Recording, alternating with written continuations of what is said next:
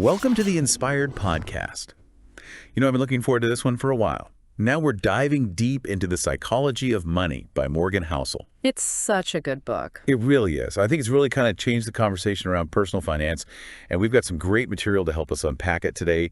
We've got insightful reviews from Bankrate and Christopher O'Leary. Yeah, those are great. And we'll also be pulling from Ali Abdaal's YouTube breakdown. He does such a good job of highlighting the key takeaways. He really does.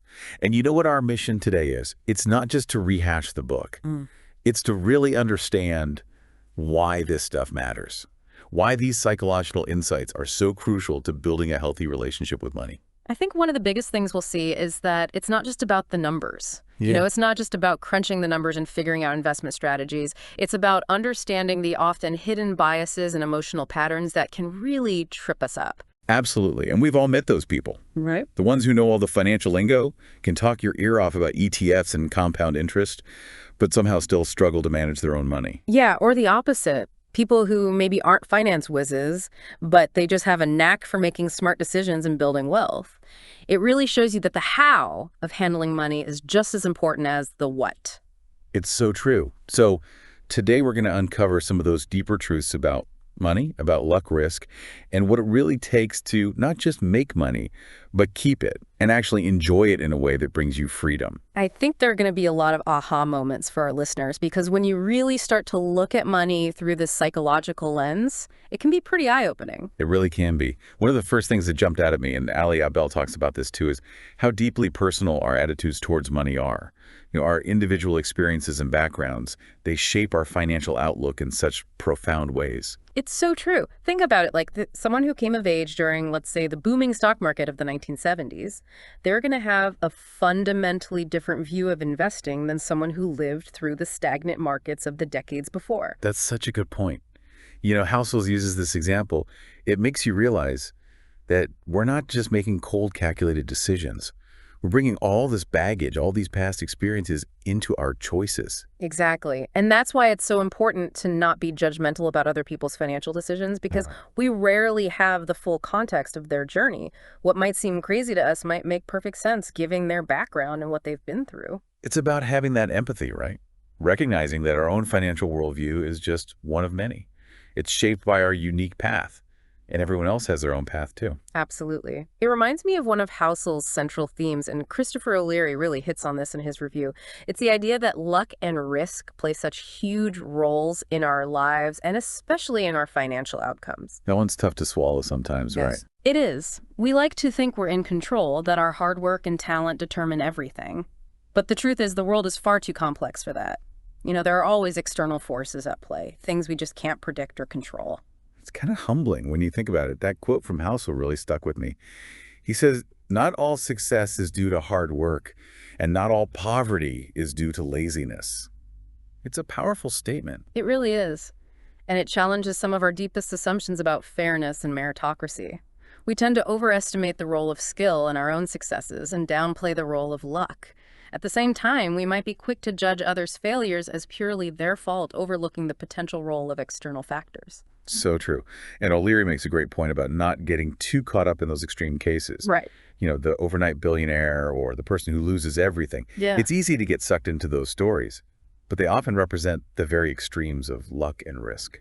Yeah, those outliers, they make for great headlines, but their situations are often so unique that the lessons might not apply to the average person. Exactly. Housel's advice is to focus on the broader patterns of financial success and failure, the things that happen more consistently. They're much more likely to hold valuable insights that we can actually apply to our own lives. It's about looking for the trends, not just the anomalies. Another key distinction that Housel makes is the difference between getting wealthy and staying wealthy. Ooh, that's a good one. Those are two very different beasts, aren't they? They really are. The Bankrate review sums it up well. It says that while getting rich might involve a lot of risk-taking optimism, maybe even a little bit of boldness, staying rich is all about frugality, patience, and a healthy dose of paranoia. Paranoia. Interesting. Right. It's about being aware of the risks, constantly on the lookout for potential pitfalls. That's what helps you protect and preserve your wealth over the long haul. It reminds me of that story about Jesse Livermore, the famous trader. He made a killing shorting the market in 1929, but then he lost it all. He clearly had the skills to make money, but not to keep it. It's a classic example. Getting wealthy is like hitting a home run, But staying wealthy is more like playing solid defense. It's about consistency, avoiding those big mistakes, and riding out the inevitable market ups and downs. So you're saying it's about survival. In a way, yes, you have to survive financially long enough for the power of compounding to work its magic. Yeah. That's what really builds lasting wealth. And a big part of that is having that cash reserve right. Like O'Leary says, it's your buffer. It prevents you from having to sell assets at the worst possible time, and it gives your investments time to recover. Exactly. Yeah. Now let's talk about something fascinating. The idea that tail events, those rare, unpredictable occurrences, actually has a huge impact on our lives and on the financial markets. Tail events. Yeah, think of them as those black swan events, the things that no one sees coming, but when they happen, they shake everything up. O'Leary explains how Housel argues that these outlier events often have a disproportionate effect on outcomes. Give me an example. Sure, look at the stock market. A small handful of companies like Apple or Amazon end up driving the majority of returns over the long term. Or think about Warren Buffett. A huge chunk of his wealth came from just a few key investment decisions out of thousands he made. So it's not just about making good decisions. It's about making a few truly exceptional ones. That's part of it. And those exceptional decisions often involve factors beyond anyone's control. There's always an element of luck involved. That brings us to another big idea, the power of compounding. It seems so simple, but the way it plays out over time is just mind-blowing. It is. That's where time becomes your greatest ally. Housel points out that Warren Buffett made the vast majority of his fortune after he turned 65. Wow. So it's not about getting rich quick. It's about slow and steady growth over decades. Exactly. Charlie Munger, Buffett's partner, has a great quote about this. He says, "The first rule of compounding, never interrupt it unnecessarily. It's about letting your investments grow undisturbed for as long as possible." You know what really resonated with me, and this is something Ali Abdaal emphasizes too, it's the idea that the true value of money isn't about buying fancy things. It's about buying freedom and control over your time. I love that perspective. It's about using money to create a life where you have choices, where you're not constantly stressed about bills, and you have the flexibility to pursue your passions. The freedom to say no to things you don't want to do, it's priceless. It really is. And Housel argues that one of the biggest factors in building wealth is simply spending less than you earn. Your savings rate, that's what really matters in the long run. More than your income. Yes. Because you could have a high income, but if you spend it all, you're not going to build wealth. But even with a modest income, if you save consistently, you can achieve incredible things over time. Makes sense. You know, another theme that stood out to me was this idea that the future is inherently unpredictable and that relying solely on past data to make decisions can be dangerous. O'Leary talks about this too. Housel quotes Professor Scott Sagan, who says, "Things that have never happened before happen all the time." It's a reminder that history is full of surprises. Like the 2008 financial crisis or the COVID pandemic. Yeah. No one saw this coming. Exactly. And even events that seem isolated can have ripple effects that we never anticipated. O'Leary uses the example of 9/11 leading to interest rate cuts, which then fueled the housing bubble. It's like a chain reaction. So how do we deal with this unpredictability? We can't just ignore it, can we? We can't. Housel argues that instead of trying to predict the future, we should focus on building resilience into our lives.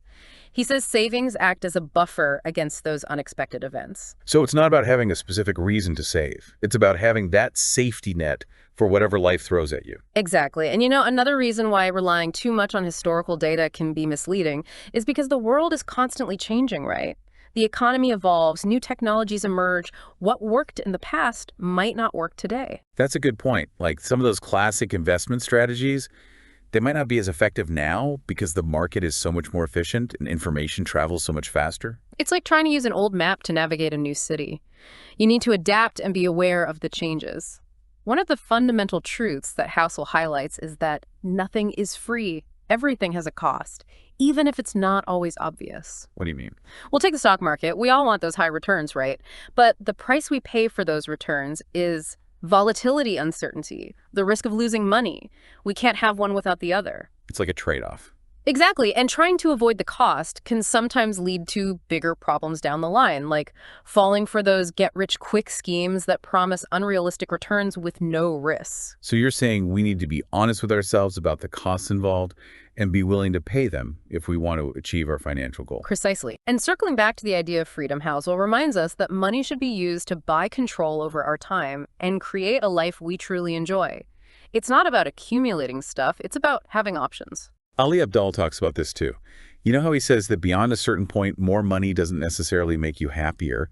It's about how you use that money to create a life that aligns with your values. I love that. It's about having the freedom to pursue your passions, spend time with loved ones, travel, do the things that bring you joy.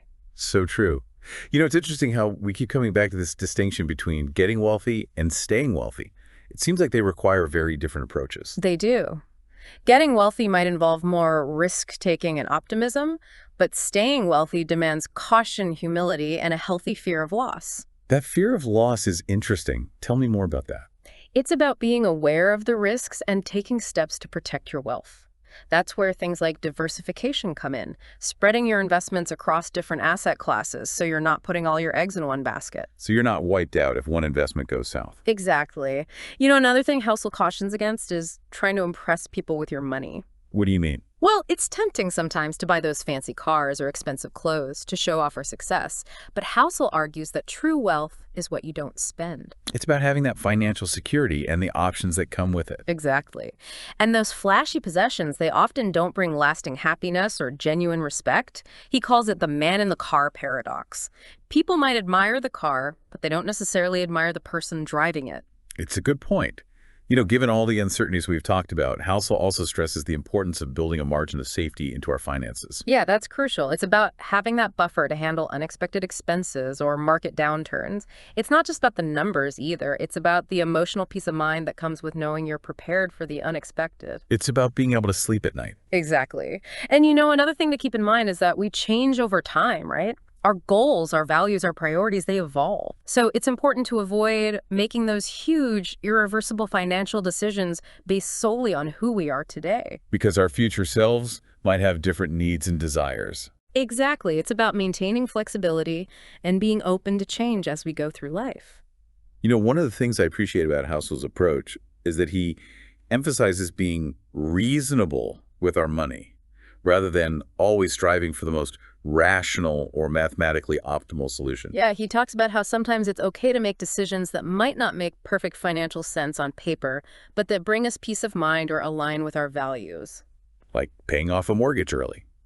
Even if it means slightly lower investment returns, it can bring a sense of security and freedom that's worth a lot. It's about finding that balance between the head and the heart. You know, we've covered a lot of ground today, but this is really just the tip of the iceberg. The Psychology of Money is such a rich and thought-provoking book. It really is. And I hope our listeners are starting to see how these psychological insights can have a real impact on their financial lives. I think the key takeaway is that understanding ourselves, our emotions, and our biases is just as important as understanding the mechanics of investing and managing money. It's about developing a healthy and sustainable relationship with money, one that brings us freedom and allows us to live a life we truly value. Now, if you're interested in diving deeper into these concepts and exploring more inspiring ideas, we encourage you to check out our YouTube channel.